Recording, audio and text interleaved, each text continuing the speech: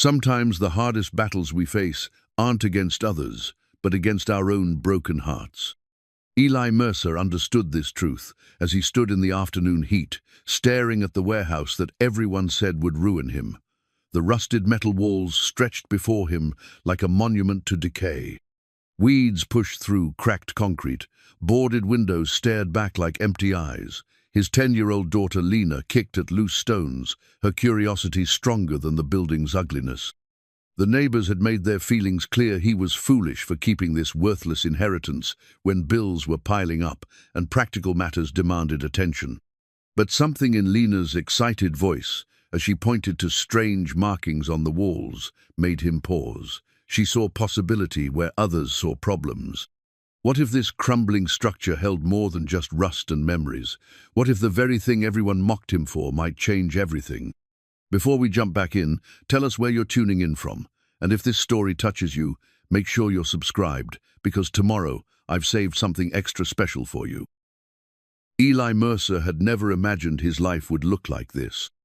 3 years ago, he'd been standing in front of a classroom full of 8th graders, teaching American history with the passion of someone who believed the past could guide the future.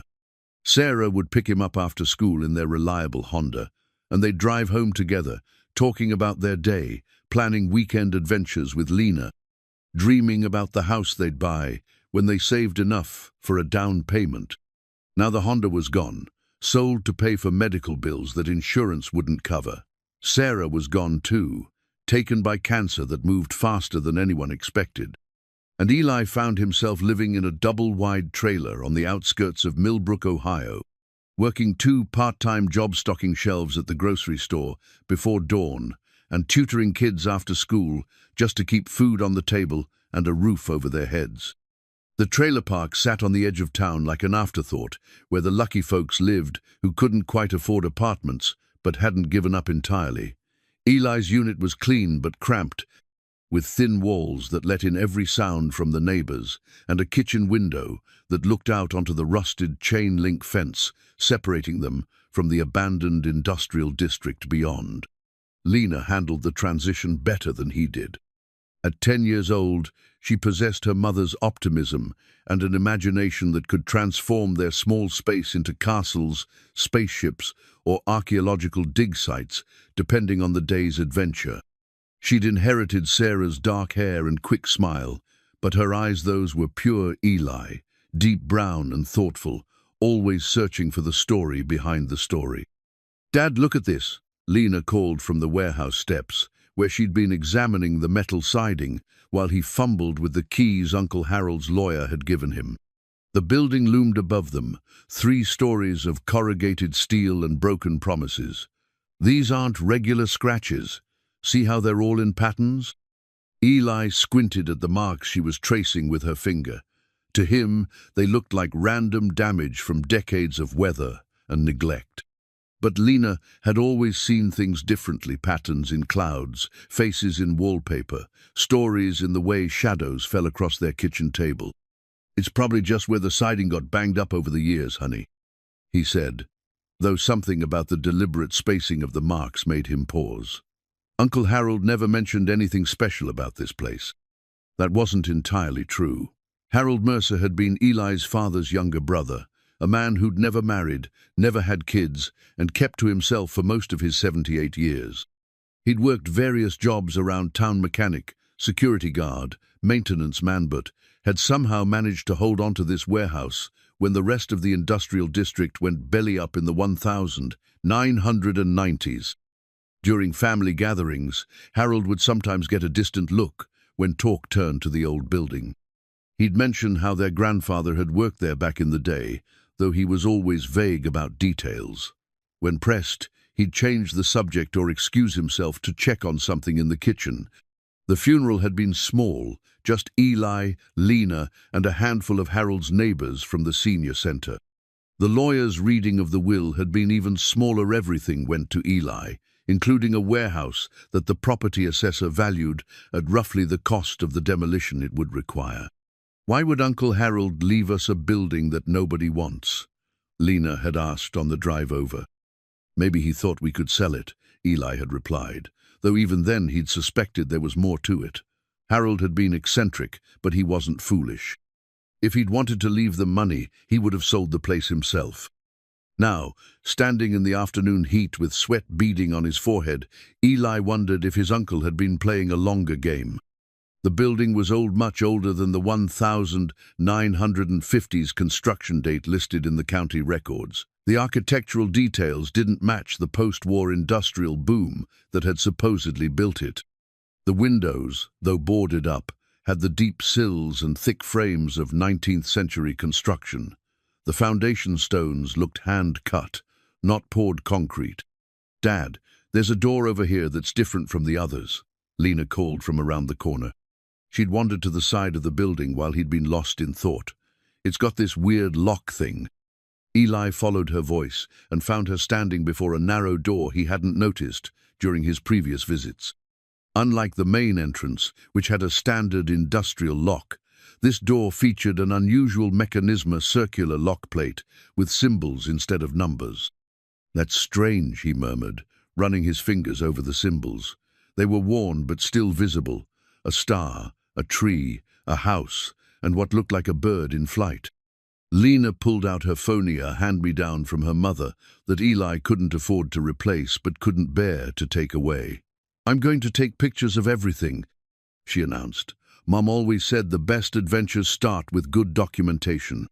The mention of Sarah sent the familiar pang through Eli's chest. His wife had been the organized one, the planner, the one who saw potential where others saw problems. She would have loved this mystery, would have had them researching the building's history within hours of receiving the keys. "That's a good idea," he said, his voice catching slightly. "Your mom would be proud of your detective work." They spent the next hour circling the building, Lena photographing every unusual detail, while Eli tried to make sense of what they were seeing. The warehouse sat on nearly 2 acres, at the intersection of what had once been Main Street and the old River Road. Most of the surrounding buildings had been torn down or left to collapse, leaving the warehouse as a lonely monument to better times. Mrs. Patterson from the trailer next to theirs had made her opinion clear during their morning encounter at the mailboxes. "That eyesore has been bringing down property values for decades," she'd said, her voice carrying the authority of someone who'd lived in the same place for 40 years. "Best thing you could do is sell it to those developers and take the money. Lord knows you could use it." She wasn't wrong about needing the money. Eli's teaching salary had barely covered their expenses when Sarah was alive and working part-time at the library. Now, with only his irregular income from the grocery store and tutoring, every month was a careful balance between necessary expenses and small emergencies that could derail everything. The developer, Jack Morrison, had already made contact through his real estate agent. Morrison Development had been buying up properties in the industrial district for years, assembling parcels for what he called Millbrook's economic revitalization.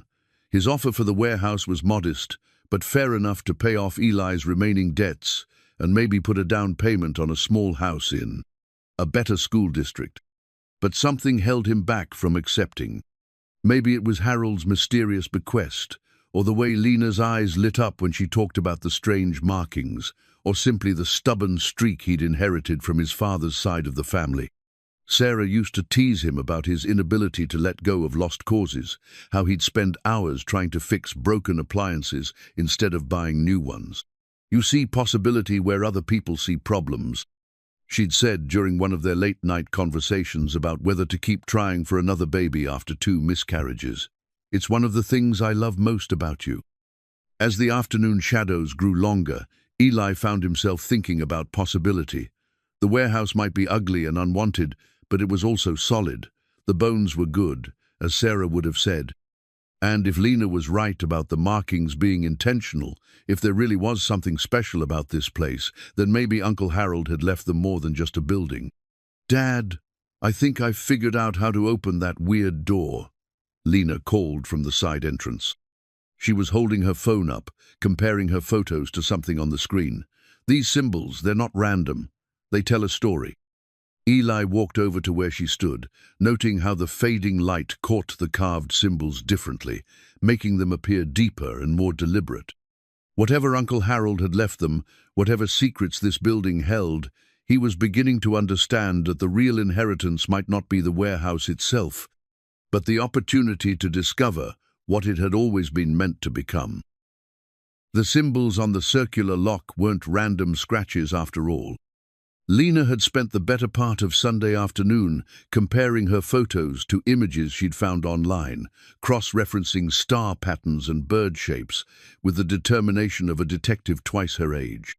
When she finally cracked the sequence star, bird, house, tree, the lock clicked open with a sound that seemed to echo through decades of silence. "Dad, it worked," she called, her voice trembling with excitement as the narrow door swung inward on hinges that protested with rusty squeaks.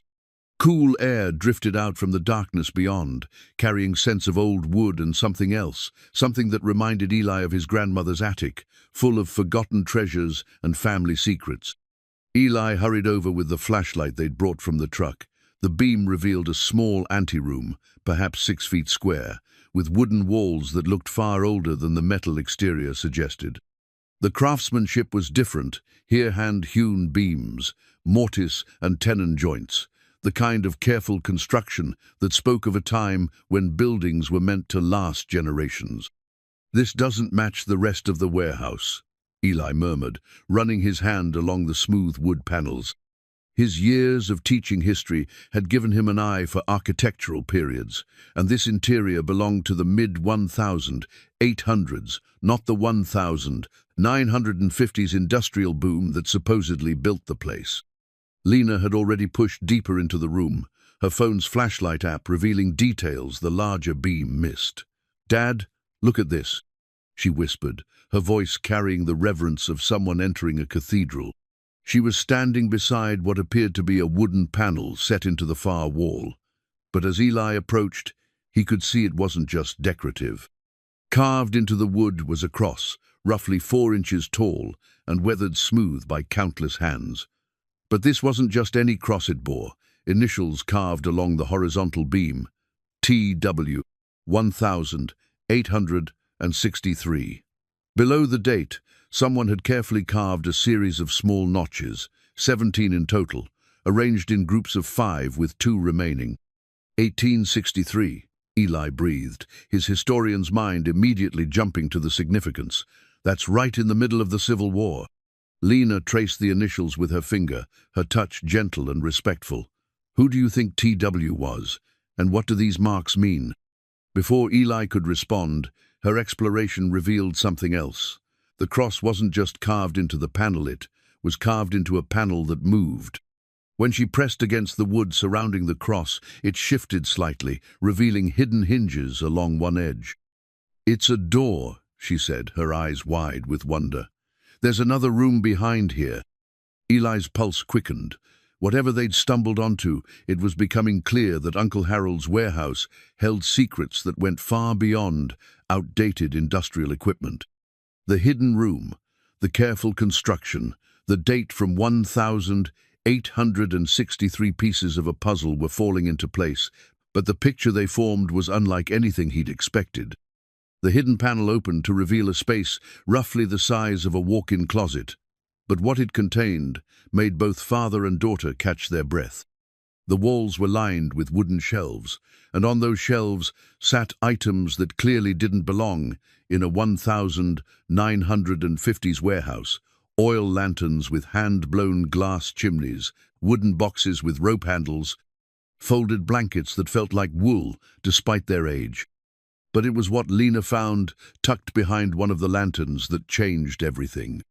Her small hands emerged from the shadows holding a wooden cross, smaller than the one carved into the panel, but clearly made by the same hands. This one was portable, designed to be carried, and when she turned it over, more initials appeared. M.J. Children, Safe Passage 1863. "Dad," Lena said softly, her voice filled with the weight of discovery. "I think people hid here. Real people. A long time ago." Eli took the cross from her hands, feeling the smooth wood that had been shaped by someone who'd cared enough to carve a message of hope into something meant to travel. The craftsmanship was simple but deliberate, the kind of work done by lamplight in stolen moments between more pressing concerns. His mind raced through the historical implications. Ohio in 1863. Hidden rooms, safe passage. The pieces formed a picture that made his breath catch in his throat. "Lena, I think you're right," he said quietly. "But I think they weren't just hiding from anything ordinary. I think they were hiding because their freedom depended on it." The words hung in the air between them, heavy with implication. If his suspicions were correct, if this building had served the purpose he was beginning to suspect, then Uncle Harold hadn't left them a worthless warehouse at all. He'd left them a piece of American history that had been forgotten by everyone except the man who'd spent his life protecting its secrets. Lena clutched his arm, her excitement barely contained. "We have to find out more, Dad. We have to know who MJ was and what happened to her children." Eli nodded, though part of him worried about where this discovery might lead. Their life was complicated enough without adding historical mysteries to the mix. But looking at his daughter's face, seeing the spark of curiosity and purpose that reminded him so much of Sarah, he knew they couldn't walk away from this. Whatever Uncle Harold had been protecting, whatever story this building held, they were now its guardians. The question was whether they were ready for the responsibility that came with such guardianship, and whether the truth they uncovered would prove to be a blessing or a burden they couldn't afford to carry. As they carefully returned the cross to its hiding place and prepared to leave, Eli couldn't shake the feeling that they'd crossed a threshold from which there would be no return. The warehouse was no longer just an inheritance, it was a trust, passed down through generations to someone who might finally be ready to honor the courage of those who'd come before. The Millbrook Public Library had seen better days, but it remained the heart of the community's collective memory. Eli and Lena arrived early Monday morning, when the building still held the quiet reverence of a place where knowledge was treasured rather than consumed. Chen, the head librarian, greeted them with the kind smile she reserved for patrons who genuinely appreciated books rather than just tolerated them. "Mr. Mercer, how wonderful to see you both," she said, adjusting her reading glasses as she noticed the manila folder Eli carried. "Lena mentioned you'd made some interesting discoveries at your uncle's warehouse." Eli had called ahead, explaining their situation in general terms. Chen had known Uncle Harold. He'd been a regular visitor, always requesting books about local history and genealogy, though he'd never shared what he was researching. Now that detail seemed significant. "We found something that suggests the building might be older than the records indicate," Eli said, settling into one of the research tables, while Lena spread out her photographs. "We're hoping to understand more about its history." Ms. Chen examined the images with the practiced eye of someone who'd helped countless families trace their roots and property histories. When she reached the photograph of the carved cross, her eyebrows rose slightly. "This is remarkable craftsmanship," she murmured, "and that Dayton 1863, that would place it right in the middle of our most turbulent period." She looked up at Eli with growing interest. "Your uncle spent considerable time in our archives section. He seemed particularly interested in Underground Railroad documentation, though I never knew why." The confirmation hit Eli like a physical blow. Uncle Harold had known exactly what he was protecting, had spent years researching and documenting something he'd never shared with family. The weight of that secret, carried alone for decades, suddenly felt overwhelming. Lena leaned forward eagerly. "Miss Chen, do you have records about the Underground Railroad here in Millbrook?" "Some," Ms. Chen replied carefully. "Though you have to understand, secrecy was essential to the operation. Most conductors and station keepers left no written records. It was too dangerous. What we do have comes from post-war accounts, family stories passed down through generations, and occasional documentation that survived by accident rather than design." She led them to the archives section, where climate-controlled cabinets held the town's historical documents. As she pulled out folders and ledgers, Ms. Chen explained what historians knew about Underground Railroad activity in their region. "Ohio was crucial to the network," she said, her voice taking on the cadence of someone who'd given this explanation many times. We had active routes from the Ohio River north to Canada, and many safe houses operated in towns like ours. The challenge is proving which buildings were actually involved. Eli opened the first folder she handed him and found himself looking at hand-drawn maps from the 1880s, created by former conductors who'd finally felt safe enough to document their work. His eyes scanned the carefully labeled locations. Station 3, Miller's Barn. Station 5, Church Cellar. Station 7, Industrial Building, River Road. Station 7, he read aloud, his finger tracing the notation. That's where our warehouse sits. Ms. Chen moved closer to examine the map. If that's accurate, it would make your building one of the most significant underground railroad sites in the county. But we'd need more evidence to verify the connection. That evidence came sooner than expected. While Ms. Chen pulled additional materials, Lena had been studying a collection of daguerreotype photographs donated by local families. These early photographic images, popular in the 1850s and 1860s, captured moments of daily life with startling clarity. "Dad," Lena whispered, her voice tight with excitement. "Look at this one." The photograph showed a well-dressed black family parents and 3 children posed formally in front of what appeared to be a wooden building. The image was faded but clear enough to make out architectural details. Behind the family, barely visible in the background, stood a structure that looked remarkably familiar. Eli studied the image closely, comparing it to his mental picture of the warehouse. The roofline was different, and wooden siding had obviously been replaced with metal, but the foundation stones were identical. The window placement matched exactly. Even the unusual side door was visible, though it appeared to be painted white rather than the weathered gray they'd found. "Miss Chen," Eli called softly, not wanting to break the library's peaceful atmosphere, "could you look at this photograph?" The librarian approached and examined the image through her magnifying glass. After several minutes of careful study, she sat back with a look of amazement. "Mr. Mercer, I believe what you found is documentary evidence of Underground Railroad activity. This family," she pointed to the formal group in the foreground, "they're dressed for travel, but they're also clearly posing for what might be their first official photograph. The building behind them shows signs of recent construction, and the placement matches your warehouse location exactly." Eli felt a chill run down his spine despite the library's warmth. These weren't just anonymous historical figures, they were real people who had stood where he and Lena had stood yesterday, who had found safety in a building that now belonged to his family. "Who were they?" Lena asked, her voice filled with the same reverence she'd shown in the hidden room. Miss Chen turned the photograph over, revealing faded ink notation in careful script. "The Johnson family. First free portrait, October 1863, safe arrival celebrated." "The Johnsons," she read aloud, "and if this notation is accurate, this photograph was taken to commemorate their successful journey to freedom. Your warehouse wasn't just a stop along the Underground Railroad, it was a destination where families could finally breathe safely."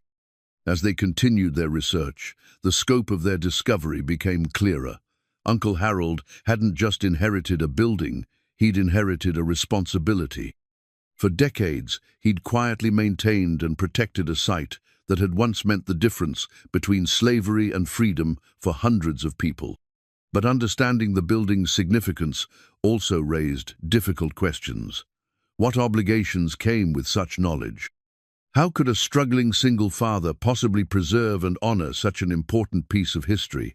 And what would happen when word got out about what they'd found? As if summoned by Eli's worries, his phone buzzed with a text message from Jack Morrison's office. "Following up on warehouse offer. Time-sensitive opportunity. Please call today." Eli stared at the message, then at the photograph of the Johnson family, then at his daughter's eager face as she continued exploring the archives. The warehouse had just transformed from burden to treasure, but treasures came with their own complications. The question was no longer whether he could afford to keep the build in it, was whether he could afford to let it go. Dr. Rebecca Foster arrived in Millbrook on a Tuesday morning that felt heavy with possibility. The call from Ms. Prekovozen.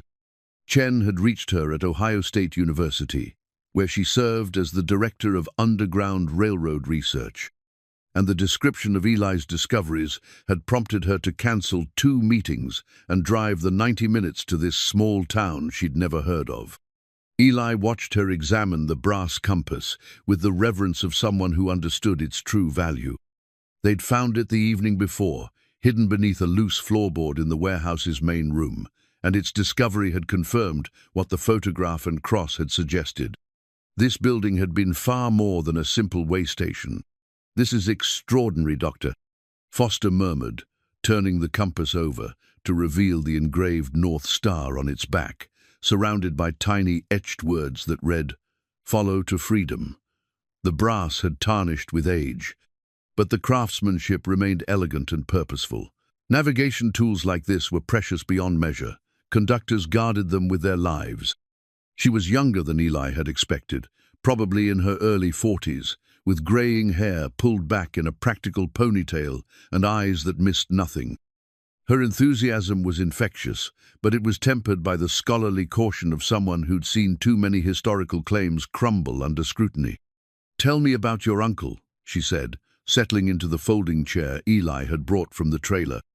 They were sitting in the warehouse's main room, surrounded by the evidence of their growing investigation. Ms. Chen mentioned he'd been researching local Underground Railroad activity for years. Eli considered what he knew about Harold, realizing how little that actually was. He kept to himself mostly, never married, worked various jobs around town. But he maintained this building carefully, even when everyone else thought it was worthless. The property taxes alone must have cost him a significant portion of his income. "Men like your uncle are heroes in my field," Dr. Foster said seriously. "Without people willing to preserve and protect these sites, we lose crucial pieces of our nation's story." The Underground Railroad operated in secrecy by necessity, which means much of its history disappeared with the people who lived it.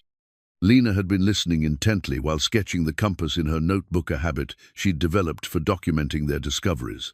"Dr. Foster, how can we tell if more people came through here? Are there other things we should look for?" The historian smiled at Lena's directness. "Excellent question. Underground railroad sites often contain multiple types of evidence. Hidden spaces, obviously, but also practical items left behind: buttons, coins, pieces of clothing. Sometimes families carved their initials or left other marks to record their passage. And occasionally, if we're very fortunate, we find documentation." As if responding to her words, the warehouse seemed to offer up another secret. While Dr. Foster continued explaining research methods, Lena wandered toward a section of the building they hadn't thoroughly explored. The afternoon light, filtering through gaps in the boarded windows, caught something that made her stop and kneel beside what appeared to be just another section of flooring. "Dad, Dr. Foster, come look at this," she called, her voice carrying the same excitement that had led to all their previous discoveries. What she'd found was a loose board, warped with age, and separated just enough from its neighbors to reveal the edge of something hidden beneath. When Eli pried the board up carefully, they discovered a space that had been deliberately hollowed out, not for utilities or storage, but for concealment. Inside lay a collection of items that made Dr. Foster inhale sharply. 3 more compasses similar to the first, a small leather pouch containing coins from the 1860s, and something even more precious: folded papers wrapped in oiled cloth that had protected them from moisture and decay. Dr. Foster's hands trembled slightly as she carefully unfolded the first document. Her years of training had prepared her for many discoveries, but finding intact documentation from an active Underground Railroad station was like discovering buried treasure. "This is a conductor's log," she whispered, her voice filled with awe. "Look, dates, numbers of people, destinations. This is documentation of actual rescue operations." The page she held contained entries in careful handwriting. July 15, 1863, family of 5 from Kentucky, children ages 3, 7, 12. father skilled carpenter, proceeding to Detroit Station via Cleveland route. Safe departure before dawn. August 2, 1863, single woman, great courage, returned south to bring sister's children, provided compass and provisions for return journey. September 10, 1863, emergency passage, 15 souls, pursuit close behind, hidden 3 days until safe to continue, children brave beyond their years. Each entry represented real people, real families, real acts of extraordinary courage. The warehouse hadn't just been a building, it had been a beacon of hope in one of America's darkest periods. "How many people do you think passed through here?" Lena asked, her young mind trying to comprehend the scope of what they'd discovered.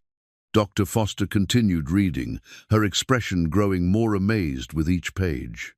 "Based on these entries, at least several hundred over the course of the war. But this log probably only represents a fraction of the activity. Most conductors destroyed their records for safety." As the implications of their discovery sank in, Eli felt the weight of responsibility settling on his shoulders. This wasn't just about historical significance anymore, it was about honoring the memory of people who'd risked everything for freedom and the conductors who'd risked everything to help them. But it was also about practical concerns that couldn't be ignored. Preserving and protecting such a site would require resources he didn't have, expertise he didn't possess, and time he couldn't spare while struggling to support his daughter. Dr. Foster seemed to sense his dilemma.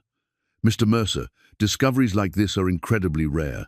With proper documentation and preservation, this site could become invaluable for education and historical understanding. There are grants available, historical societies that specialize in underground railroad preservation, museums that would partner with you." "But what would that mean for us?" Eli asked honestly. "We're barely getting by as it is. I can't afford to maintain this place, much less turn it into some kind of historical site." "It would mean," Dr. Foster said gently, "that you'd be giving a voice to people who were forced to travel in silence. It would mean ensuring that their courage isn't forgotten." As they locked up the warehouse and prepared to leave, Eli caught sight of Jack Morrison's black SUV parked across the street. The developer had been watching them, waiting, probably calculating how much this historical discovery might complicate his own plans. The battle for the warehouse's future was just beginning, but at least now Eli understood what they were really fighting for. The journal pages changed everything. 3 days after Dr. Foster's visit, Eli found himself holding documentation that transformed the warehouse from historical curiosity to priceless artifact. The conductor's journal, written in the careful hand of Thomas Whitmore, the same T.W., whose initials were carved into the wooden cross, revealed the human story behind the Underground Railroad station. Station 7 has received 37 souls this month. Read one entry from August 1863. The Johnson family departed safely for Detroit, but young Mary spoke of 3 cousins still in bondage near Louisville. Her determination to return for them humbles us all. "We provided compass and provisions, though I fear for her safety." Eli read the passage aloud to Lena as they sat at their trailer's small kitchen table. The journal spread between them like a treasure map to the past. Each entry painted a picture of ordinary people doing extraordinary things, families torn apart by slavery, conductors risking imprisonment or death, children showing courage that defied their tender years. "Listen to this one," Lena said, her finger tracing another entry. October 3, 1863, James Miller, age 14, arrived alone after walking 200 miles. Feet badly injured but spirit unbroken. Spent 2 weeks recovering before continuing to Canada. Left us his mother's wedding ring as payment, though we asked for nothing. Such generosity in the face of loss speaks to the character we are privileged to serve. The ring mentioned in the entry sat before them on the table, discovered in the same hiding place as the journal. It was simple gold, worn thin by years of wear, with an inscription that read, "Forever yours, 1845. Someone's most precious possession, given freely to strangers who'd shown kindness when the world offered little else. Dr. Foster had returned twice since the initial discovery, each visit revealing new layers of the warehouse's significance. The building had operated as Station 7 from 1862 until the war's end, helping an estimated 500 people reach freedom. Thomas Whitmore, identified through property records as the original owner, had been a conductor of remarkable dedication and courage. The scope of operation here was extraordinary. Dr. Foster had explained during her second visit, most stations handled a few dozen people over the entire war. 500 suggests this was a major hub, not just a way station. But with recognition came complications. Word of the discovery had begun spreading through academic circles, and Dr. Foster warned that media attention wouldn't be far behind. Historical sites of this significance inevitably attracted public interest, government attention, and unfortunately, people who saw opportunity rather than obligation. Jack Morrison had already proven to be in the latter category. His calls had become more frequent and insistent, his offers more aggressive. When polite pressure failed, he'd begun suggesting that Eli was being irresponsible by maintaining a building he couldn't properly preserve. Historical significance is all well and good, Morrison had said during an unannounced visit the previous evening, but sentiment doesn't pay for structural repairs or security systems. That building needs hundreds of thousands in restoration work just to be safe for visitors. He wasn't wrong about the costs. The warehouse needed new roofing, electrical systems, climate control for artifact preservation, and security measures to protect irreplaceable historical materials. Even with grants and donations, the financial commitment would be enormous.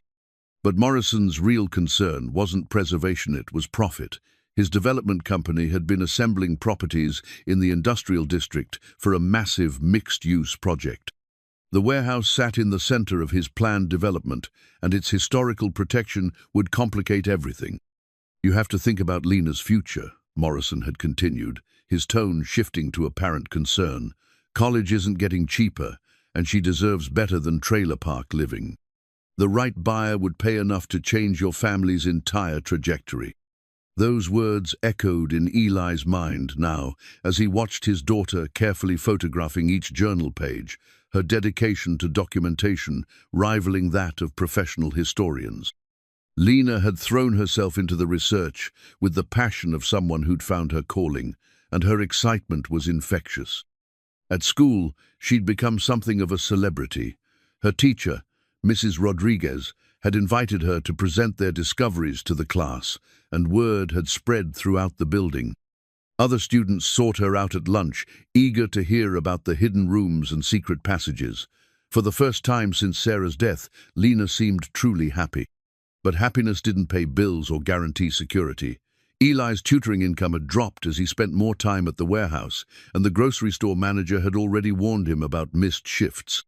The responsible thing might be to sell to Morrison, use the money to provide Lena with stability and opportunities. Yet every time he considered that option, he thought about the families who'd found refuge in those hidden rooms, about Thomas Whitmore's careful documentation of their courage, about Uncle Harold's decades of silent guardianship. How could he be the one to end that chain of protection? "Dad," Lena said, looking up from her careful copying of the journal entries, "what does this mean?" She pointed to a notation that appeared repeatedly throughout the log. "Package delivered safely to Northern Star." Eli studied the phrase, noting how Whitmore had used it consistently to mark successful passages. "I think Northern Star was code for Canada," he said, "the final destination where people would be truly free." Lena nodded thoughtfully, then returned to her work. Watching her, Eli realized that his daughter was learning more than just history from their discoveries. She was learning about courage, about standing up for what's right, even when it's difficult, about the importance of preserving truth in a world that often preferred comfortable lies. That evening, as they prepared to leave the warehouse, Lena made a discovery that would prove to be the most significant yet. While Eli carefully wrapped the journal for transport back to the trailer, she was exploring the hidden room one more time, her phone's flashlight revealing details they'd missed in previous visits. "Dad, there's something else here," she called from the depths of the concealed space. "It's bigger than the other things." What she'd found, wedged behind the wooden shelves, was a leather portfolio tied with string. When Eli carefully opened it, they discovered the complete architectural plans for the warehouse's construction, drawn in 1862 and signed by T. Whitmore himself. The plans revealed the building's true genius. It appeared to be a simple industrial warehouse from the outside, but the interior contained a sophisticated network of hidden rooms, concealed passages, and escape routes. Whitmore hadn't just created a safe house, he'd engineered a fortress of freedom. The iron shackles lay heavy in Eli's hands, their weight carrying the burden of history and the triumph of those who'd broken free. They discovered them in the underground chamber Lena had found behind a false wall in the warehouse basementa room that hadn't appeared on any of Whitmore's architectural plans, suggesting it had been added as an emergency measure during the war's most dangerous period. The shackles themselves told a story of liberation. The chain linking the ankle cuffs had been deliberately filed through, the metal showing careful work done over time rather than sudden breakage.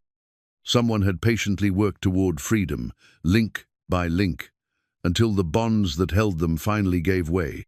"Dr. Foster needs to see these immediately," Eli said, though his voice carried uncertainty about what such a discovery would mean for their family's future.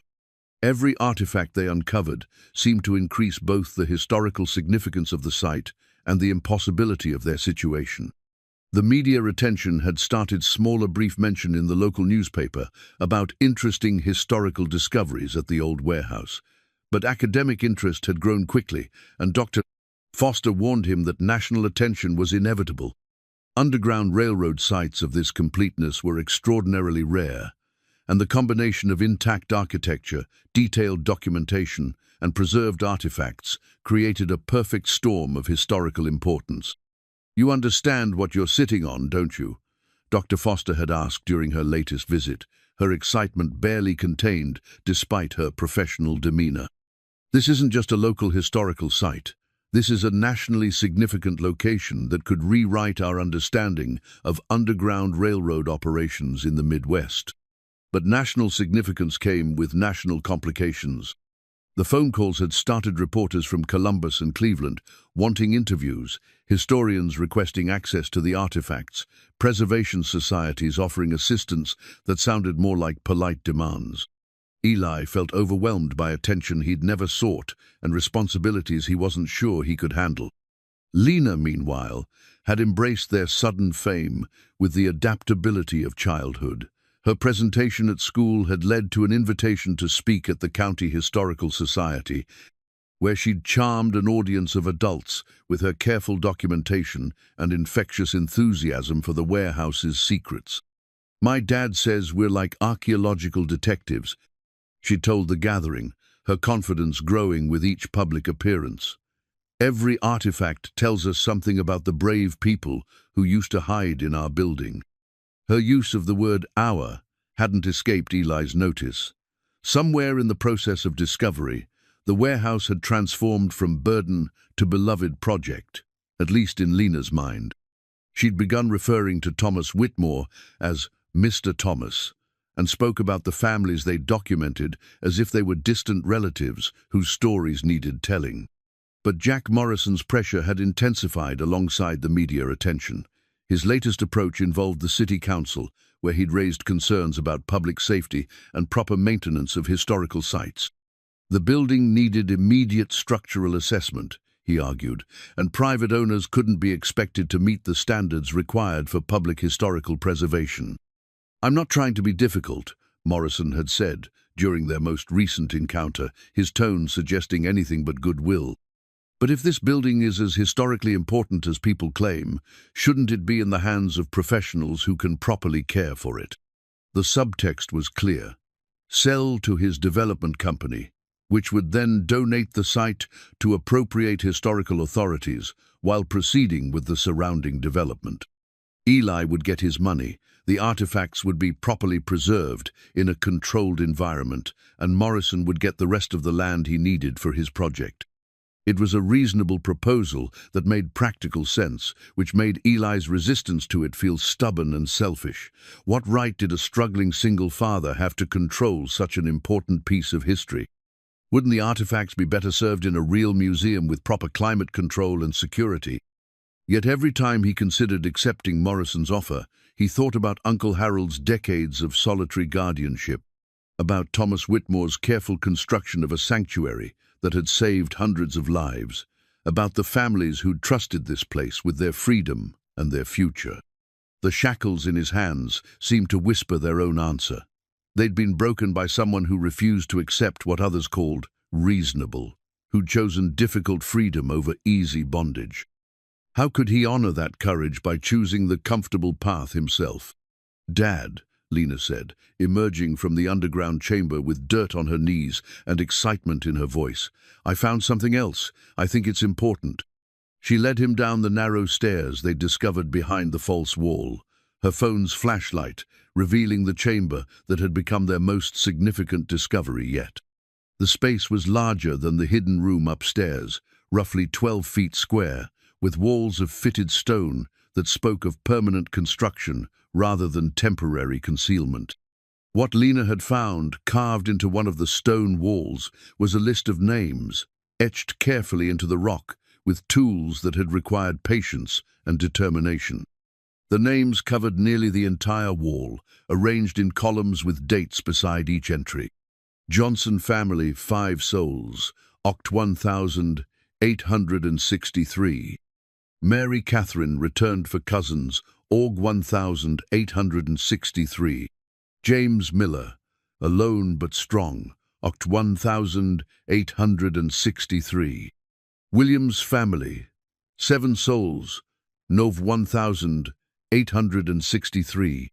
The list continued for dozens of entries, a permanent record of courage that had survived 160 years of secrecy.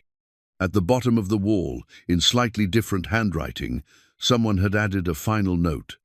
"May their courage light the way for generations yet to come. TW 1865. Standing in that underground chamber, surrounded by the evidence of so much bravery and sacrifice, Eli felt something shift inside him. This wasn't just about preserving history, it was about continuing a legacy of protection and sanctuary that had begun with Thomas Whitmore and continued through Uncle Harold. The question was no longer whether he could afford to keep the warehouse. The question was whether he could afford to let it go, knowing what it represented and what his family's guardianship might mean for future generations, seeking to understand the true cost of freedom.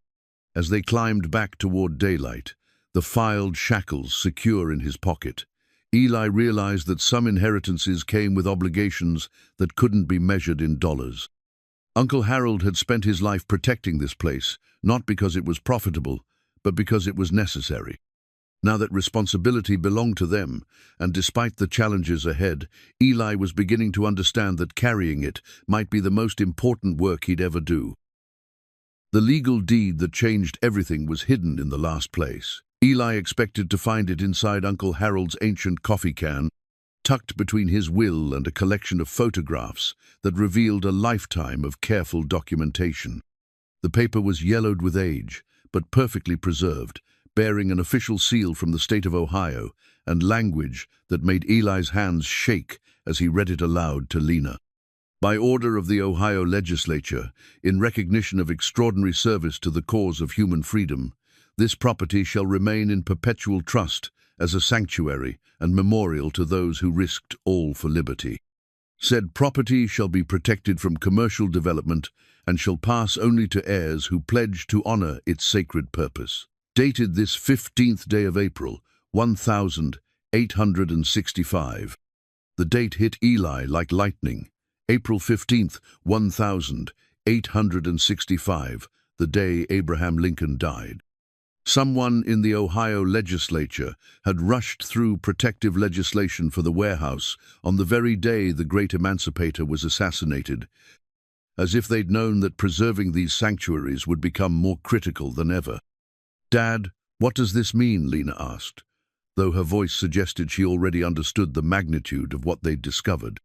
"It means Uncle Harold didn't just leave us a building," Eli said slowly, his mind racing through the implications. "He left us a legally protected historical site that can't be sold for development, ever." The discovery explains so much about Harold's behavior over the years: his fierce protection of the warehouse despite financial hardship, his refusal to discuss the building's significance, his careful research into Underground Railroad history. He'd been the guardian of something far more important than anyone realized, and he'd spent his entire adult life ensuring it remained protected. But it also explained the urgent tone of Jack Morrison's recent communications. If Morrison had suspected the existence of such protection, it would explain his increasingly aggressive tactics and his attempts to involve city officials in forcing a sale. The coffee can contained other revelations that painted a picture of Harold's secret life as historical guardian.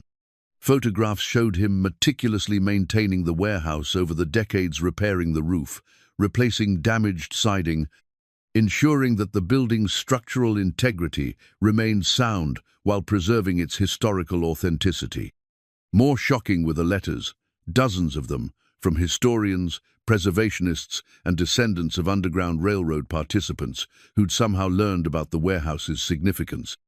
Harold had corresponded with them all, sharing information about the artifacts and documentation while steadfastly refusing to allow public access. "The time isn't right," he'd written in one letter dated just 2 years earlier.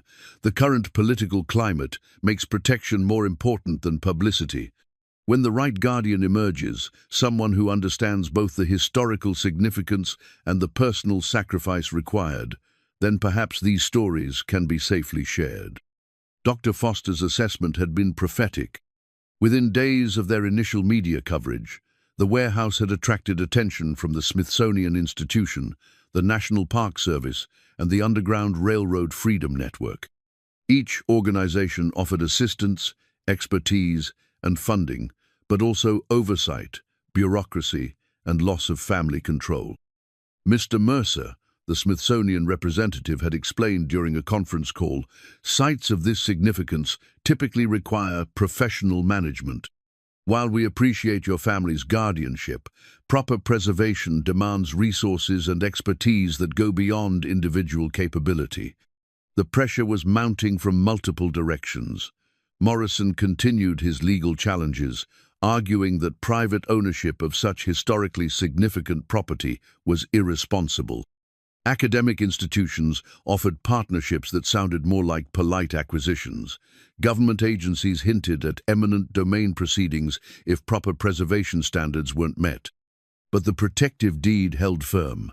The language was clear, and legally binding the property could only pass to heirs who pledged to honor its sacred purpose.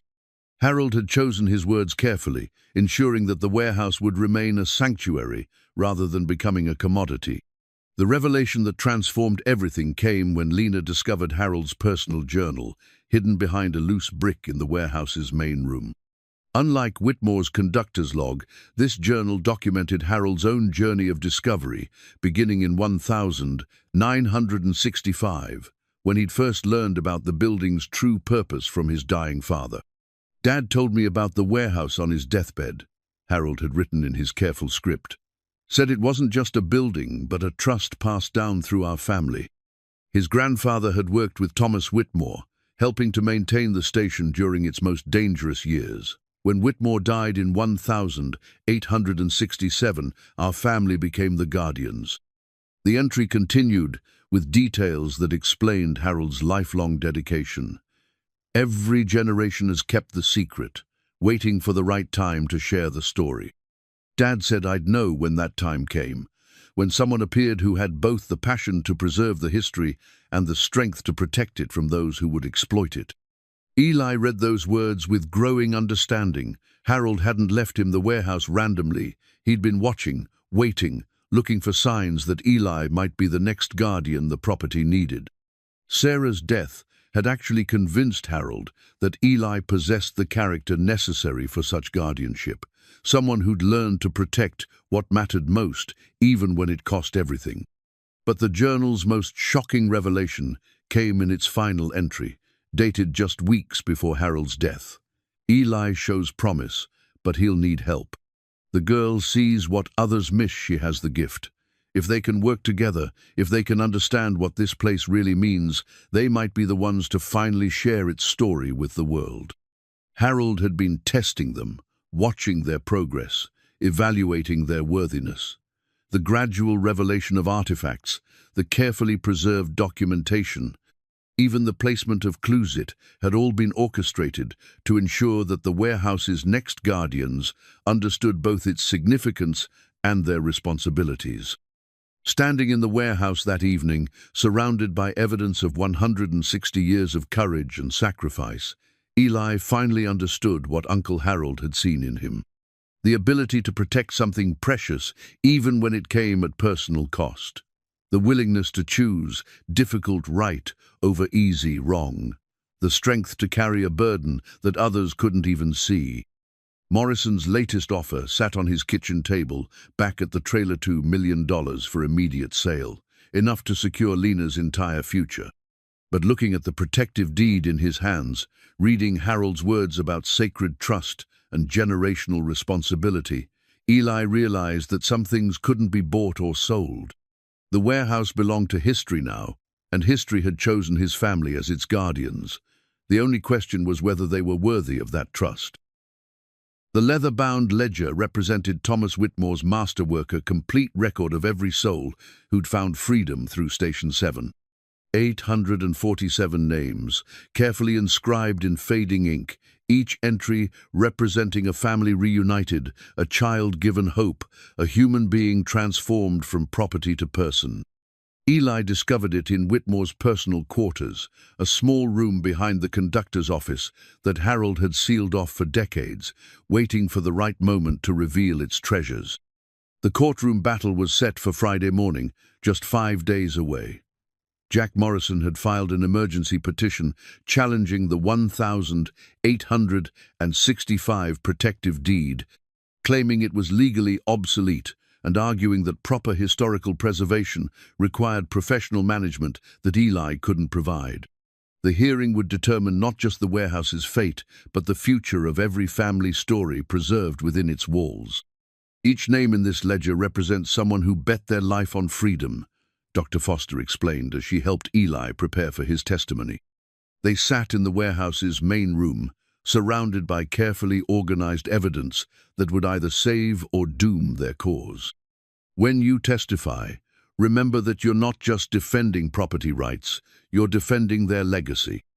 Eli studied the ledger entries, noting how Whitmore had recorded not just names and dates, but personal details that revealed the humanity behind the historical facts.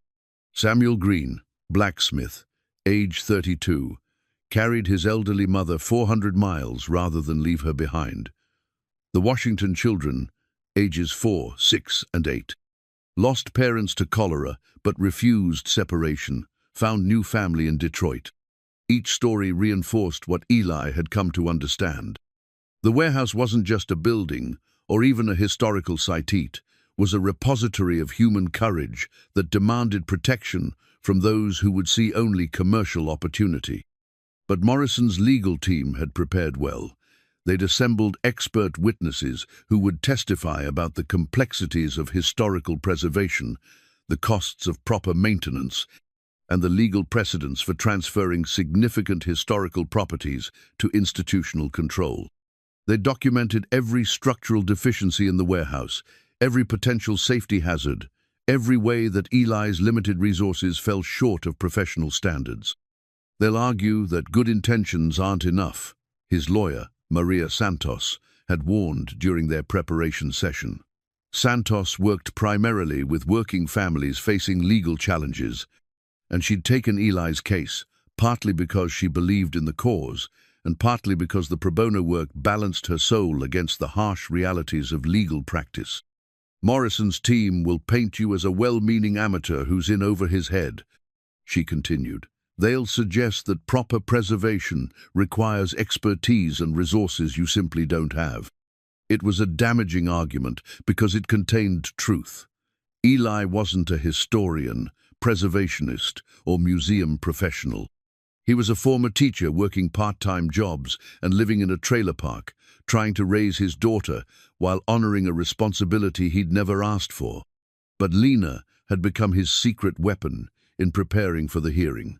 Her natural curiosity and careful documentation had uncovered details that even professional historians had missed. She'd created a comprehensive catalogue of every artifact, mapped the building's hidden spaces, and researched the historical context with the thoroughness of someone twice her age. "Mr. Morrison doesn't understand what this place really means," she'd said during one of their evening preparation sessions. "He thinks it's just old stuff, but we know it's proof that ordinary people can do extraordinary things." The community response had been mixed, but generally supportive. The local newspaper had run a series of articles about the discoveries, and public opinion seemed to favor preservation over development. But Morrison had his supporters too, people who valued economic development over historical sentiment, who believed that progress required leaving the past behind. Mrs. Patterson had emerged as an unexpected ally. Despite her initial skepticism about Eli's obsession with the warehouse, she'd been moved by Lena's school presentation and had organized a petition supporting historical preservation. "That girl opened my eyes," she'd admitted to Eli, "made me realize we've been sitting next to something important all these years without knowing it." The petition had gathered nearly 400 signatures, impressive for a town of 0 residents. But Morrison's supporters had organized too, circulating their own petition that emphasized job creation, tax revenue, and the practical benefits of modern development over what they called dwelling on the past. As Friday approached, Eli found himself caught between confidence and terror. The evidence was overwhelming: the artifacts, the documentation, the protective deed, the community support. But legal battles weren't won by evidence alone, and Morrison had resources that far exceeded anything Eli could muster. "Remember," Dr. Foster said during their final preparation session, "you're not just representing yourself in that courtroom. You're representing every person whose name appears in that ledger, every family who found safety in those hidden rooms, every conductor who risked everything to help strangers find freedom." The weight of that representation felt enormous, but it also felt right. Eli had spent 2 years feeling like he was failing at everything, failing as a provider, failing as a father, failing to honor Sarah's memory by building the life they'd planned together. But standing in the warehouse surrounded by evidence of courage that had transcended generations, he realized that perhaps he'd been preparing for this moment without knowing it. Teaching history had given him respect for the past. Losing Sarah had taught him that some fights were worth every sacrifice. Raising Lena had shown him that the future depended on the stories we chose to preserve and the values we chose to protect. The hearing would determine whether the warehouse remained under family guardianship or passed to institutional control, whether its stories would be told by people who loved them or managed by professionals who understood them. But regardless of the outcome, Eli knew that Harold's trust had already been honored, the warehouse's secrets had been revealed, its stories had found their voice, and its legacy would continue through the daughter who saw possibility where others saw problems. As he tucked the ledger carefully into its protective case, Eli thought about the hundreds of families whose names filled its pages. They'd faced impossible odds and chosen courage over comfort, hope over despair. Tomorrow, in a county courthouse that probably wouldn't have admitted many of them 160 years ago, their descendant would fight to ensure their sacrifice wasn't forgotten. The irony wasn't lost on him that the legal system that had once sanctioned their bondage would now decide whether their sanctuary remained protected. But justice, like freedom, was a long arc that bent slowly toward righteousness. Sometimes it took generations to complete the journey. The courtroom fell silent as Judge Margaret Kowalski examined the Underground Railroad map that had become the centerpiece of their case. The hand-drawn document, discovered just days before the hearing in a sealed envelope marked, "For the judge who must decide," showed the complete network of stations that had operated through central Ohio during the Civil War. Station 7 was clearly marked at the intersection of Main Street and River Road, with detailed notations about capacity, security measures, and escape routes. "This is unprecedented," Judge Kowalski murmured, her voice carrying the weight of someone who understood they were witnessing history. "Mr. Santos, where exactly was this map discovered?" Maria Santos stood to address the court, her voice steady despite the magnitude of the moment. "Your Honor, the map was found in Thomas Whitmore's personal effects, sealed and preserved by the defendant's uncle, specifically for this purpose. Mr. Harold Mercer left explicit instructions that it should only be revealed if the property's protection was legally challenged." Morrison's lead attorney, James Crawford, immediately objected. "Your Honor, this convenient discovery strains credibility. We're expected to believe that crucial evidence was withheld until the most dramatic possible moment." But Dr. Foster's expert testimony had already established the map's authenticity. The paper dated correctly to the 1860s, the ink matched samples from other Whitmore documents, and the geographical details corresponded exactly to known Underground Railroad routes. More importantly, the map's existence explained discrepancies in other historical records that had puzzled researchers for decades. "The prosecution wants the court to believe that historical preservation requires institutional control," Eli said when called to testify, his voice gaining strength as he spoke. "But the very existence of this map proves otherwise.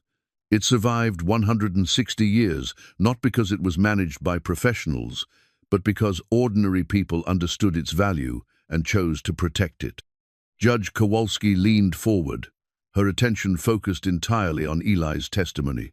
"Mr. Mercer, the court appreciates your family's dedication to preservation, but Mr.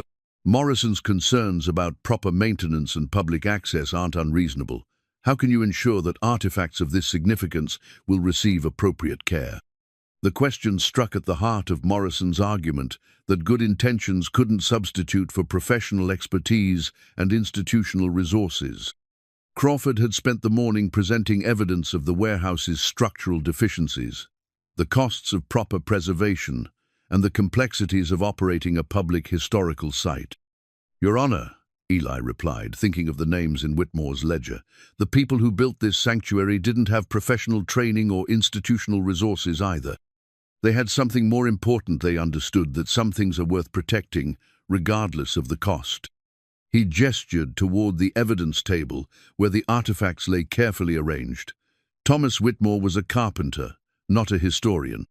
The families who found safety here were farmers, laborers, domestic workers, ordinary people facing extraordinary circumstances. They created something that has lasted 160 years, not because they were professionals, but because they believed in what they were doing. Morrison himself took the stand to present his company's proposal for purchasing the property and transferring it to the Ohio Historical Society. His testimony was polished and persuasive, emphasizing his commitment to preserving the warehouse's historical significance while ensuring professional management and public access. "Mr. Mercer's passion is admirable," Morrison said, his tone respectful but firm. "But passion without proper resources leads to deterioration and loss.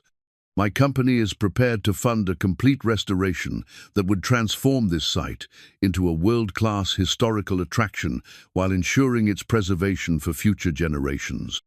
The offer was compelling. $15 million for the property, with an additional $10 million committed to restoration and operational endowment.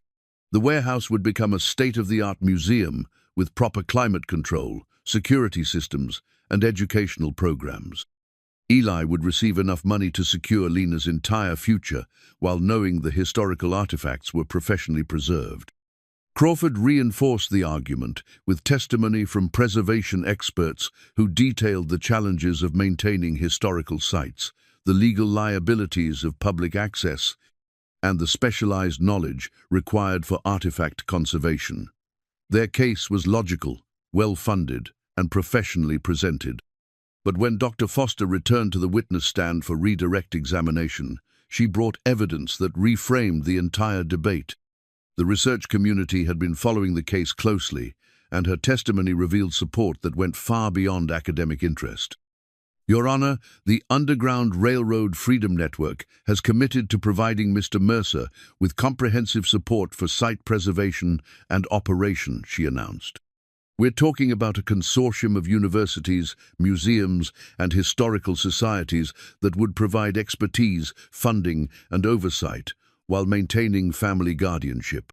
The proposal represented a third option that neither Morrison nor his legal team had anticipated: professional support without institutional takeover, preservation assistance without loss of family control. The Freedom Network would provide conservation expertise, educational programming, and operational funding, while allowing the Mercer family to remain as site guardians. Judge Kowalski examined the Freedom Network's detailed proposal, her expression growing more interested as she read. The plan addressed every concern Morrison had raised, while preserving the family guardianship that had protected the site for generations. "This is quite comprehensive," she observed. "Dr. Foster, what guarantees can your organization provide that this support will continue long-term?" "The same guarantee that has protected this site for 160 years, Your Honor," Dr. Foster replied. "The commitment of people who understand that some things transcend commercial value. The Freedom Network represents institutions that have dedicated themselves to preserving Underground Railroad history precisely because that history might otherwise be lost." As the morning session concluded, Eli felt cautiously optimistic. The evidence was strong, the legal protection seemed solid, and the Freedom Network's support addressed the practical concerns about professional preservation. But Morrison's resources were formidable, and legal battles could turn on technicalities that had nothing to do with justice or historical significance. During the lunch recess, Lena approached him with the quiet confidence she'd developed over weeks of public attention. "Dad, whatever happens, we did the right thing. Mr. Thomas and all those families, they know we tried to protect their stories." Her certainty gave him strength for the afternoon session, when Morrison's team would present their final arguments and the judge would decide whether 160 years of family guardianship would continue or whether the warehouse would pass to institutional control, preservation, and the uncertain mercies of professional management. The letter that changed everything was written in Sarah's careful handwriting, discovered in Harold's personal effects, just as the court session resumed. Maria Santos read it aloud with trembling hands, her voice carrying the weight of a message that had waited years to be heard. "Dear Harold, Eli doesn't know I'm writing this, but I wanted you to understand how much your trust means to our family. He's told me about your conversations regarding the warehouse, and while he doesn't yet grasp the building's true significance, I see the way his eyes light up when he talks about preserving history for future generations." The courtroom was utterly silent as the letter continued, Sarah's words bridging the gap between past and present with startling clarity. "I know my time is growing short, and I know Eli will struggle with the choices ahead. But I also know that underneath his practical concerns lies the heart of someone who understands that some things matter more than money. When the time comes for him to decide what the warehouse means to him, to us, to Lena's future, I trust he'll choose preservation over profit, legacy over convenience." Judge Kowalski's expression had grown increasingly thoughtful as the letter progressed, but it was the final paragraph that transformed the entire proceeding. "The warehouse will need a guardian who sees its true value, someone who understands that the greatest inheritance we can leave our children isn't financial security, but the knowledge that ordinary people can do extraordinary things when they choose courage over comfort. Eli is that person, even if he doesn't know it yet. Please be patient with him as he learns to see what you and I already know, that some trusts can't be measured in dollars." The letter was dated just 3 months before Sarah's death, written during her final hospitalization when she'd known her time was running out. Harold had kept it private, waiting for the moment when its message would carry the most weight. Morrison's attorney immediately challenged the letter's relevance, arguing that emotional appeals couldn't override legal requirements for proper historical preservation. But Judge Kowalski's response suggested the letter had accomplished exactly what Sarah intended. "Mr. Crawford, this letter speaks directly to the question of guardianship fitness that your client has raised," the judge said firmly. "It provides insight into the character assessment that led to the current inheritance arrangement and demonstrates that the transfer of guardianship was carefully considered rather than arbitrary." Dr. Foster had prepared additional testimony about the letter's historical context, explaining how family guardianship had been essential to Underground Railroad site preservation throughout American history. Professional institutions, she noted, had often failed to protect such sites because they lacked the personal connection that motivated multi-generational commitment. "Institutional preservation focuses on artifacts," she explained to the court. "Family guardianship preserves stories. Mr. Mercer and his daughter haven't just discovered objects, they've uncovered the human narrative that gives those objects meaning." The afternoon testimony revealed the true scope of community support for continued family guardianship. Mrs. Patterson spoke about watching Eli's dedication to the project despite his financial struggles. Ms. Probiger, problig.org, Ms. Chen described his respectful approach to research and his genuine reverence for the historical significance of their discoveries. Even some of Morrison's own employees testified about their growing appreciation for the warehouse's importance. But it was Lena's testimony that proved most powerful. Judge Kowalski had initially hesitated to allow a 10-year-old to address the court, but Lena's careful documentation and obvious expertise had convinced her to make an exception. "Your Honor," Lena said, her voice clear and confident as she stood before the bench, "my dad taught me that history isn't just about things that happened a long time ago. It's about understanding how brave people in the past can teach us to be brave today." She gestured toward the artifacts displayed on the evidence table. "Every family that hid in our warehouse was scared, but they chose to keep going anyway. Mr. Thomas helped them even though it was dangerous. Uncle Harold protected their story even though nobody understood why it mattered." Judge Kowalski leaned forward, clearly moved by Lena's earnest presentation. "And what do you think should happen to the warehouse now, Lena?" "I think it should stay with people who love it," Lena replied, without hesitation. "Museums are good, but they're for looking at things behind glass. Our warehouse should be a place where people can touch history, where they can understand that the families who hid there were real people just like us." Her final statement drew nods from several spectators and seemed to visibly affect the judge. "We don't need to be professionals to care about something important. We just need to remember that some things are worth protecting, even when it's hard." Morrison's closing argument was polished and logical, emphasizing the practical benefits of institutional control and the risks of amateur preservation efforts.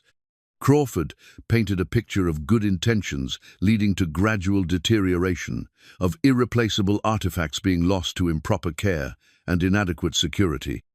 But Maria Santos's closing focused on the letter from Sarah, the protective deed from 1865, and the 160-year tradition of family guardianship that had brought them to this moment. "Your Honor, this case isn't really about professional versus amateur preservation. It's about whether we trust the same kind of ordinary people who created this sanctuary to continue protecting it." As the session concluded, Judge Kowalski announced she would render her decision within 48 hours. The evidence was substantial, the legal arguments complex, and the implications far-reaching. But looking at Eli and Lena sitting together in the front row, surrounded by artifacts that represented so much courage and sacrifice, she seemed to understand that some decisions transcended legal technicalities. This court will consider not just the letter of the law, but the spirit of the protection that was established in 1865, she said before adjourning. "The question before us is whether family guardianship remains the best way to honor that protection, or whether institutional control better serves the historical significance of this remarkable site." As they gathered their materials and prepared to leave, Eli felt the strange calm that comes after maximum effort has been expended. They'd presented their case as completely and honestly as possible. Sarah's letter had provided the emotional context he'd struggled to articulate. The community had spoken in support of their guardianship. Now the decision lay with someone else, and whatever that decision might be, Eli knew they'd honored the trust Harold had placed in them and the courage of the families whose names filled Whitmore's ledger. 1 year later, the bronze memorial plaque gleamed in the afternoon sunlight, its inscription catching the light as visitors read the words that had transformed a forgotten warehouse into a beacon of remembrance. In honor of the 847 souls who found freedom through this sanctuary, and in memory of Sarah Elizabeth Mercer, whose vision inspired its preservation. Eli stood beside the plaque, watching his daughter lead a group of middle school students through the memorial garden they'd created where weeds once grew. Lena had blossomed into a confident young historian, her natural gift for storytelling making the warehouse's history come alive for visitors who might otherwise see only old artifacts behind glass. "The Johnson family stood right where you're standing now," she told the students, gesturing toward the preserved foundation stones that marked the original building entrance. They were probably scared, but they were also hopeful. They'd traveled hundreds of miles to get here, and they knew this place meant safety. The transformation had been remarkable but gradual. Judge Kowalski's ruling in favor of continued family guardianship had set everything in motion, but the real work had begun afterward. The Underground Railroad Freedom Network had provided expertise and funding, but the vision and daily dedication had come from Eli and Lena, working together to honor the warehouse's legacy. The restored building retained its historical authenticity while meeting modern preservation standards.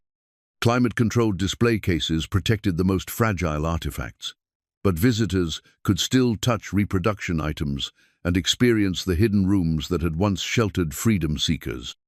The underground chamber had become the museum's most powerful space, where Thomas Whitmore's carved names remained visible on the stone walls, each one a testament to lives that had mattered.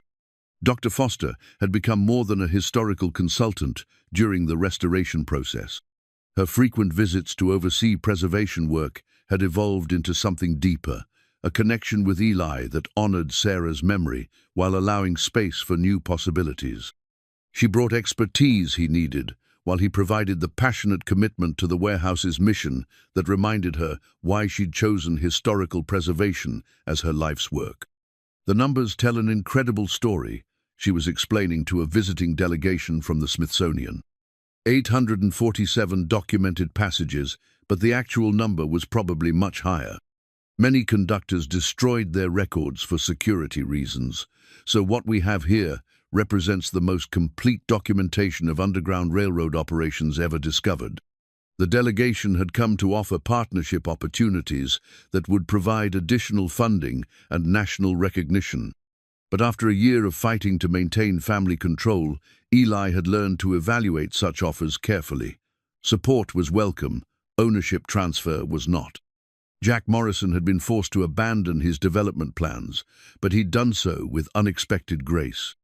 The historical designation and community interest had actually enhanced property values in the surrounding area, making his remaining holdings more valuable than his original mixed-use project would have been. He'd even become a modest supporter of the museum, though his contributions came with carefully worded statements about supporting historical preservation, rather than admitting he'd been wrong. The museum's success had exceeded everyone's expectations. Visitors came from across the Midwest to experience the authentic Underground Railroad site, bringing tourism revenue that benefited the entire community. Local businesses had adapted to serve the influx of visitors, and the economic impact had been substantial enough to convert even skeptics into supporters. But the most meaningful success was less tangible.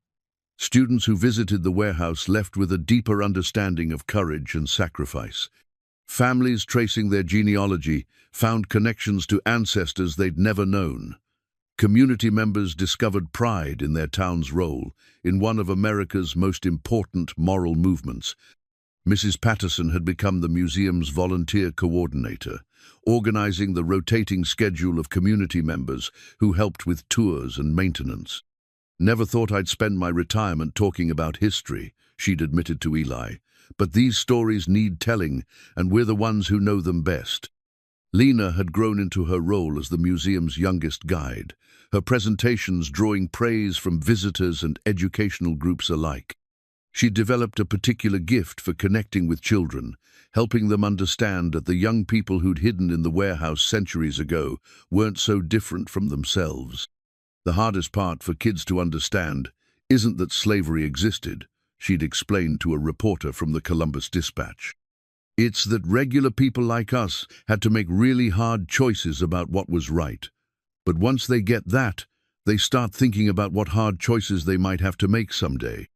As the afternoon wound down and the last visitors departed, Eli found himself alone in the warehouse's main room, surrounded by the carefully preserved evidence of so much courage and sacrifice. The space felt peaceful now, no longer carrying the weight of hidden secrets, but radiating the satisfaction of stories finally being told. Sarah's wedding ring sat in a place of honor in the memorial display, donated by Eli to represent the personal sacrifices that had made the warehouse's mission possible. The inscription, "Forever Yours," carried new meaning now, not just a promise between husband and wife, but a commitment to values that transcended individual lives. The financial rewards had surprised everyone. The museum's success had generated enough revenue to provide Eli with a modest but steady income as director, while grants and donations covered operational costs and ongoing preservation work. More importantly, the property's protected status and historical significance had made it genuinely valuable enough the millions Morrison had offered, but enough to secure Lena's future while maintaining the family's guardianship role. Lena emerged from the underground chamber, where she'd been checking the preservation systems, her face glowing with the satisfaction of work well done. At 11 years old, she possessed knowledge about underground railroad operations that impressed professional historians, but she wore that expertise lightly, more interested in sharing stories than showcasing scholarship.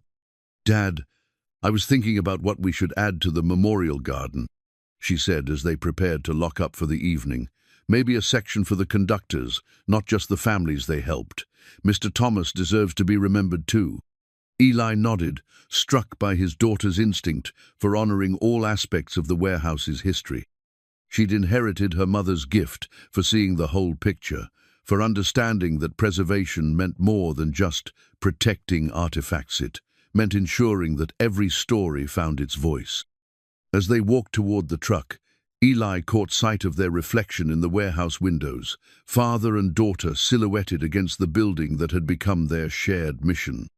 The image reminded him of that first afternoon when they'd stood before the rusted walls, unsure of what they'd inherited or whether they could handle the responsibility. Now he understood that the warehouse had never been his inheritance alone. It was a trust shared between past and future, between the families who'd found sanctuary there and the generations who would learn from their courage. His job wasn't to own that history, but to protect it, not to control those stories, but to ensure they remained alive and accessible. The bronze plaque caught the last rays of sunlight as they drove away, its dedication to Sarah visible from the road. She'd been right about choosing preservation over profit, legacy over convenience. The warehouse had given them more than financial security. It had given them purpose, community, and the knowledge that ordinary people could indeed do extraordinary things when they understood what truly mattered. Tomorrow would bring new visitors, new stories to share, new opportunities to honor the courage of those who'd refused to accept that freedom was only for some. The warehouse would continue serving its original purpose not as a hiding place anymore, but as a beacon of hope that reminded everyone who entered that the journey toward justice was always worth taking, no matter how difficult the path might be.